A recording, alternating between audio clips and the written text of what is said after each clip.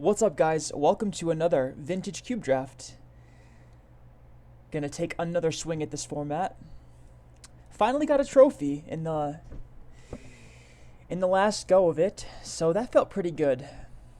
I haven't gotten skunked, in a single season of this Vintage Cube, so very grateful to come out with a win. Gonna start here with Mox Ruby. It's always good to start with power. We'll try to incorporate red somehow into our deck, but it's definitely not necessary. What are we hoping to wheel out of this pack? I guess maybe like Lotus Bloom? Maybe we're drafting combo this time. That would be fun. I haven't done that in a long time. Maybe Tireless Tracker comes back. That'd be good. But we'll take the Mox.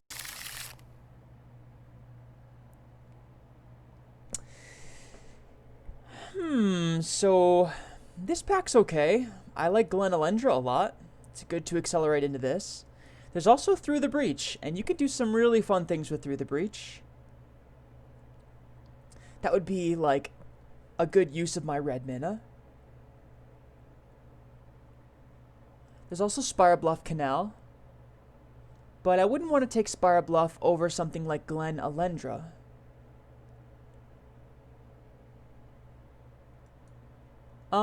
Well, if I'm taking Through the Breach, I think that's a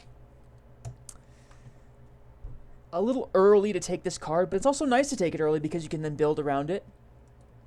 I'm going to take Glen Elendra Archmage.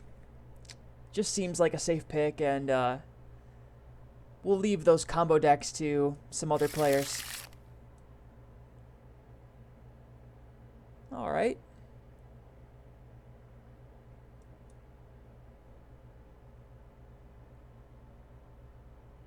This pack is a little bit weak in my opinion. I like Jite a bit. I think Jite is pretty good.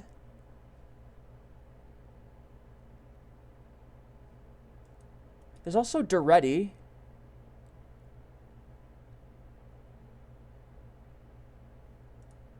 Duretti's kind of neat because if you accelerate it out, it's much better. Much like any other Planeswalker. But I'm not sure that I can support this mana cost. Black-red is a bit debilitating. We'll pick up the Jite. Like, you can play this in pretty much any deck, so we'll probably be able to make do with some way to use it. There's Ulamog, the Infinite Gyro. Sower of Temptation is, like, fairly good. I think I'm just going to take the Sower. Card is, like, decent. There's also Avacyn's Pilgrim.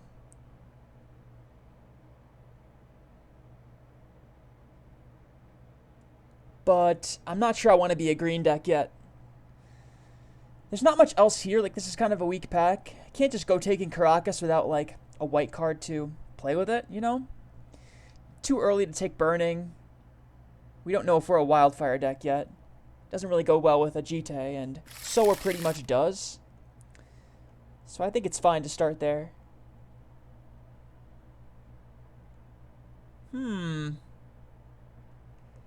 There's a Duretti. There's an Arid Mesa. There's also a Porcelain Legionnaire.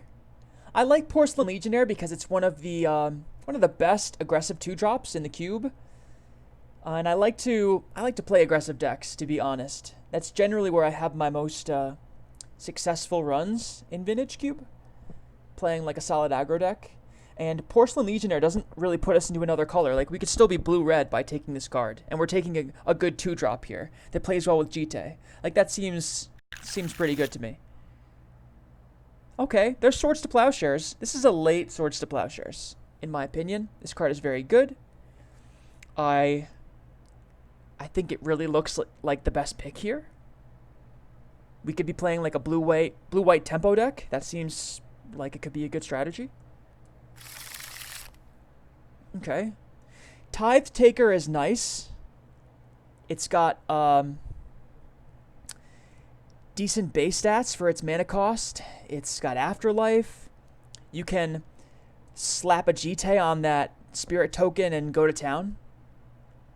we're not really missing out on much here, and it's always good to have a lot of 2-drops if you're playing an aggressive strategy, so definitely think that's the pick there. Okay, well, Lingering Souls isn't bad. We'd be passing up on Stomping Grounds. Stomping Grounds is kind of cool.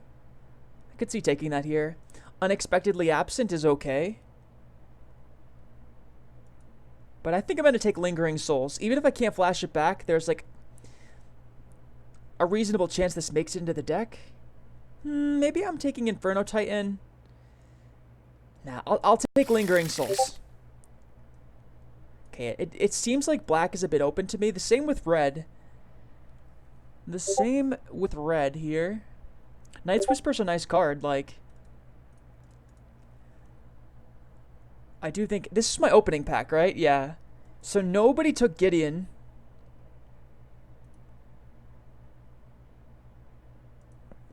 I'm just gonna take Gideon. This card's, like, pretty good. And, it's not awful in an aggro deck. Okay, cool. So Celestial Colonnade is nice mana fixing. It's one of the best man lands in the cube. And I'll be happy to take this here.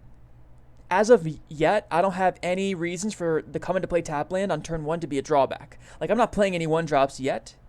So perhaps I'm actually a blue-white control deck, and this is even better there. I like to put these in the sideboard. Wings of Abandon is surprisingly nice. Like, for the overload cost, you wipe their side of the board and not yours, which is quite nice when you're considering, like, the fact that we want to play Sower of Temptation and Porcelain Legionnaire. Like, this is the perfect card for a blue-white tempo control deck, so that probably makes it into the main deck. Here, I think I'm supposed to take Wildfire. There's a Kaya. I'm going to take Kaya because I'm probably not able to support double red, at least just yet. I think I'm taking land tax. As good as Murderous Rider is, I think I'm closer to playing land tax than a double black card right now.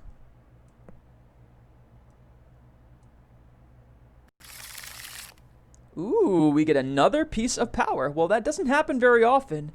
But to be honest, I'm still tempted to take Mystic Confluence. This card is out of this world. Like, it's never bad.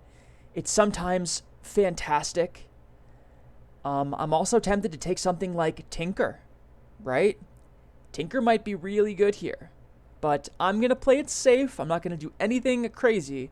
I'm just going to take the Mox Emerald and try to get some fast starts going here.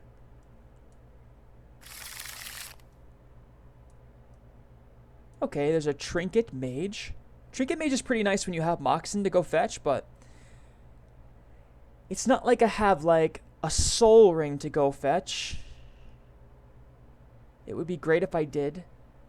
This doesn't seem like a great opposition deck. You want to make, like, tokens and stuff in order to make that card good. I don't think it's going to be all that great here. If I'd taken Tinker, I would gladly take Sundering Titan, but I don't think I can really play that yet. I'll take Trinket Mage. That seems fine. Like, Trinket Mage for a Mox is always a good play.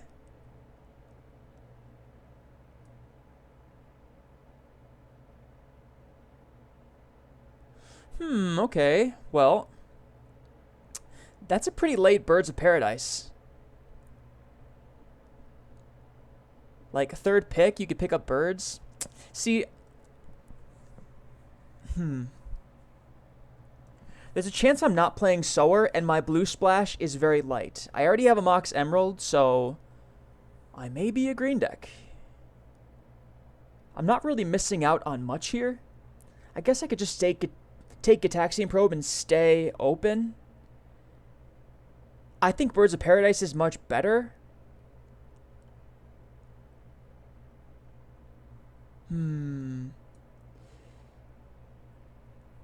This is kind of tricky.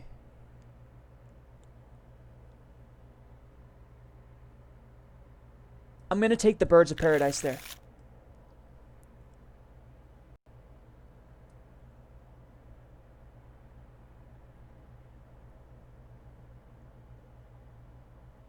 Okay. I think Spell Pierce is a nice little piece of cheap interaction. There's so many non-creature spells in Vintage Cube. Like, the best cards are non-creature spells in general. And Spell Pierce is great at interacting with those. At the same time, I'd like to take Giver of Runes. I'd also like to take something like Deranged Hermit, but I don't think I can pass Spell Pierce here. Too good, and we're most certainly going to play it. Preordain. Wow, okay, well, blue's kind of flowing from the other direction. I wish I could take Narset, but it's not that big of a loss. I don't have that many non-creature spells, given that, like, Lingering Souls doesn't count. I probably want to play, like, a good number of creatures here. Preordain seems pretty nice. What am I missing out on? Like, an Oblivion Ring? Sure. Ooh, Oath of Druids. Wow. Well, I can't really make good use of it. Wouldn't be that good for me, so no big loss. But Karn Liberated, this card's great. I'm not sure I miss out on much by playing Karn here. Like, yeah, it's kind of slow, and it's going to be tough for me to play this in a quick fashion, but it gives credence to plays like Trinket Mage, fetching a Mox. Like, that's kind of just like a ramping strategy. I have 2 Moxes. Maybe I pick up like a Worn Power Stone. I don't really want to play Impulse. I'm not combo, and Wasteland is just okay. Like, I think Karn Liberated is strong enough on its own where I just want to take it there. Time Warp is pretty darn good. Like, how can I not take Time Warp here? What am I missing out on? Sort of Body and Mind? That's fine. I know I say that a lot, like, what am I missing out on? That's just, like, always your methodology when picking one card over, like, another one. Like, why is this the best route? Because the next best route is this, and it's not that good. Kind of an abridged explanation. Well, I can play Armageddon in this deck. Nothing wrong with that. With a Mox Ruby and a Mox Emerald, like, sure. Sign me up for that. I could just take Devoted Druid. Okay, well, let me think here. I may not really be a white deck, now that I think about it. Like, apart from Swords to Plowshares, Birds of Paradise is much better than anything else I've got going. So I'm going to take Devoted Druid instead. Yeah, that seems right to me.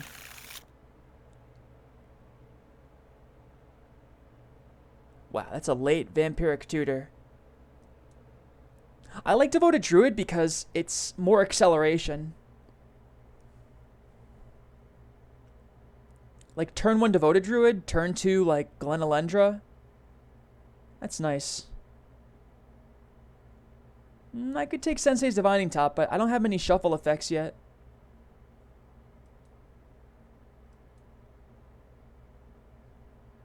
I'm going to take the Courtyard.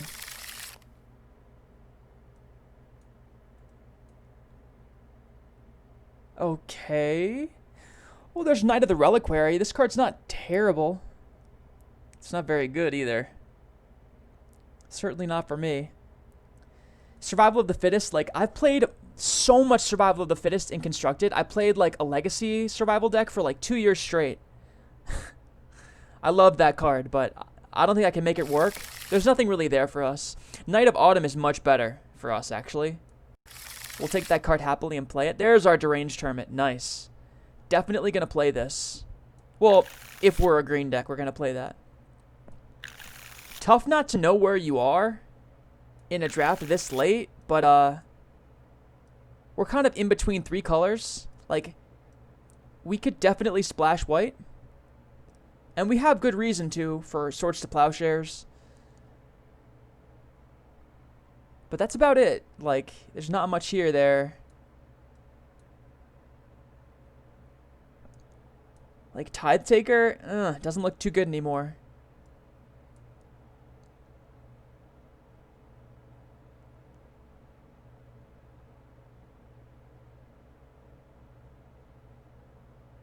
Like, we're going to need, like, to pick a playable every single pick from here on out in order to even have a playable deck. Like, our deck is not good. We need things that are going to help us win games. Like, we can't really pick mana fixing. We need cards.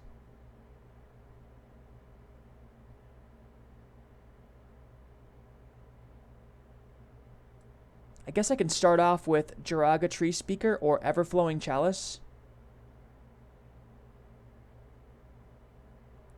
It's got to be one of those cards.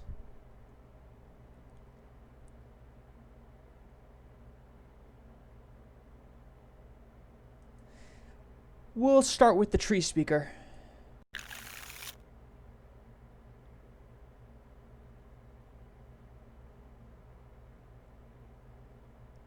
Vivian.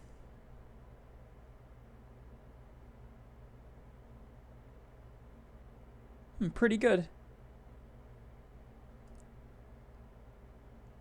If anything, it's not bad, you know? I'll take not bad at this point. I need, like, impactful cards that cost a good bit of mana that are worth ramping into, and this seems like one that I can get behind. Not much else here apart from, like, Hero of Bladehold, and I don't really want to be that heavy into white. So we'll take that. This seems like a Venser to me, although I could easily see taking Plow Under. Plow Under is just great. This is the card you want to ramp into, like with your Moxen and your other cards. Like, Plow Under is fantastic. Like, casting Time Warp and then casting Plow Under. These are back-breaking plays.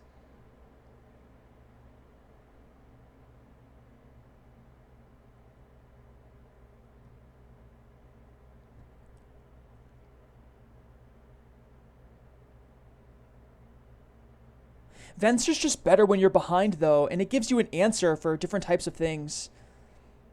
Would have liked to have Caracas to take Venser, though.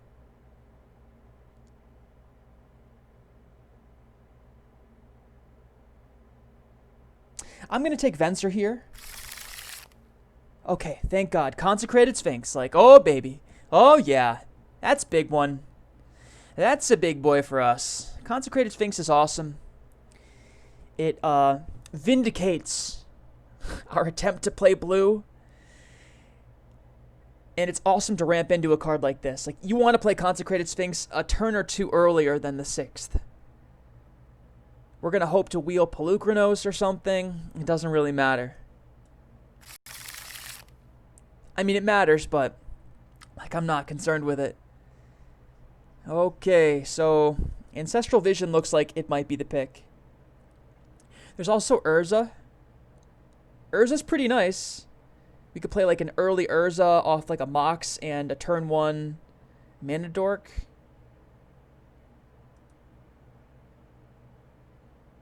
Yeah, I think Urza's good enough here. We'll just take Urza. Seems fine. That whole 5 mana, like, exile a card and play it, that's good when you have a bunch of things that are high impact. Like, we'd be happy to have that going on. Ancestral Vision is good, but it's not like we can't survive without it. Wow, Breeding Pool or Muldrifter? This one's really tough. Muldrifter's a high quality card. It's obviously quite good, but at the same time, look at our mana costs. We have Preordained Spell Pierce, Birds of Paradise. Like, Breeding Pool is everything that we want. I don't think we're allowed to pass Breeding Pool at this point. Of course, I'd love to have Muldrifter. That would be one more card. And I know I said we would need to pick like nothing but playable cards and not mana fixing. I'm gonna go back on that here because Tropical Island is right where you want to be, given what we have. Oh wow, Tundra. Tough to pass a Tundra. Yeah, I could play like a Colonnade, a Tundra, and then play Swords to Plowshares. Knight of the Reliquary, maybe? Nah, I could play Knight of Autumn, though. That card's good. Yeah. Biogenic ooze is nice, but it's certainly something I can miss out on. No big deal. Stoneforge is not really a consideration here. I'll just take Tundra. And last but not least, Azaria Signet. Sure. Sure. It's good with Urza. It gives us another source of white mana. Spellseeker isn't very good for us. Disenchant would be nice, but it's a sideboard card at best, and I don't think we're casting Woodfall Primus. So, yeah. Looks good to me. Thragtusk is a decent, it's a decent sideboard option, but Daze is actually a good card. Daze is main deckable. I'm going to go with the Thragtusk. I think that there's enough matchups where this card is good for me to want it. Probably not play it in the main deck, but it has enough applications. We'll take, it doesn't really matter at this point. Something like Parallax Wave? Nah. I guess. Inspiring Vantage? I don't know. Doesn't really matter. We're not playing any of these cards.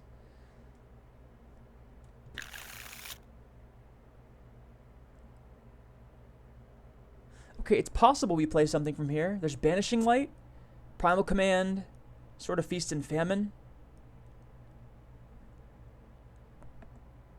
I'm taking Sword of Feast and Famine.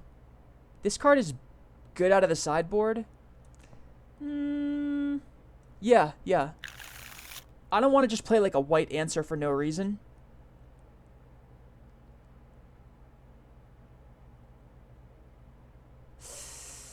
Huh. Monastery Mentor?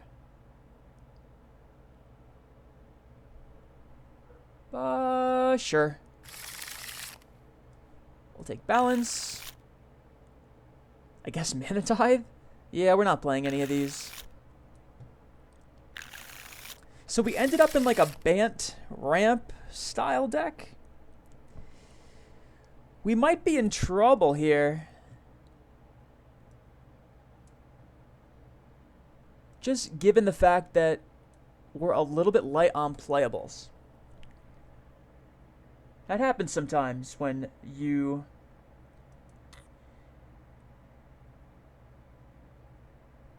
change, like, when you branch out of your strategy.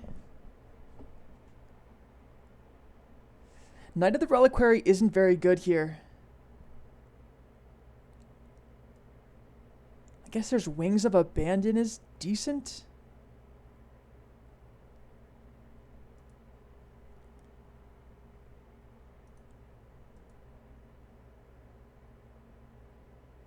Huh. How many cards is this? That's 26. Minus 3. Just 14. Yeah, that's about right. 17 lands plus this. Doesn't look that bad. I have a lot of mana sources with, like, Birds, Tree Speaker, Devoted Druid, Signet, and 2 Moxes. That's like 6. Plus 17 lands, that'd be 23. Trinket Mage fetches something.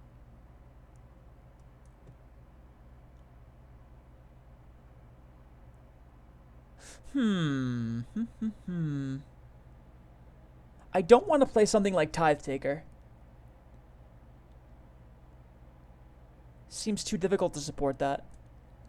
I'd rather play something like Fairgrounds Warden, to be honest.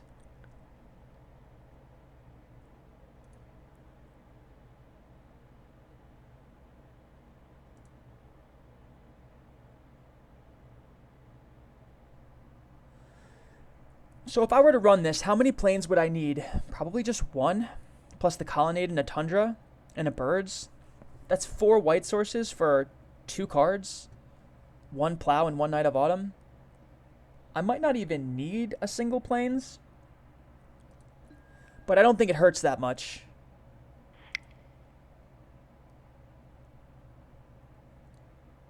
$15 lands. Definitely need another forest here.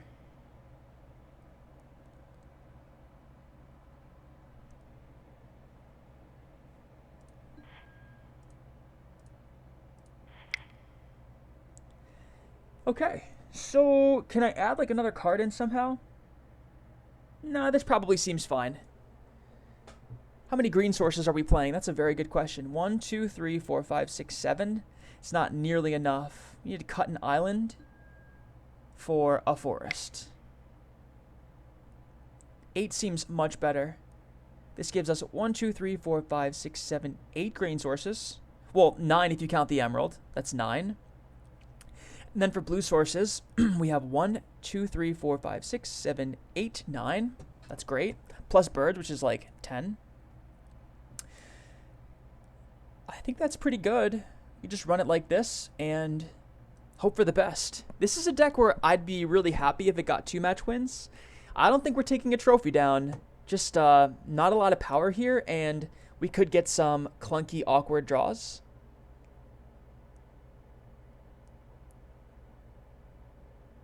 I think I may need to think about the mana base numbers a little bit, because I have 3 double-costed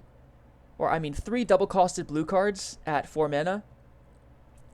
And that might be tough to do, given that neither of my Moxes is a Sapphire, and I'm playing so many forests, plus a Plains. Like, if this Plains were just an island, I think I like the deck a bit better, actually. Yeah, that seems much better, because I need to cast these blue cards a lot more than I need to cast these white cards. I still have 3 white sources for 2 cards. Seems good. I might like tinker with this a little bit and change a few things, but the deck's gonna look like this. I hope I come out with this with like 1 match win. I'd probably be happy with that. If you guys enjoyed the video, hit the like button. Thank you guys for watching, and I'll see you guys next time.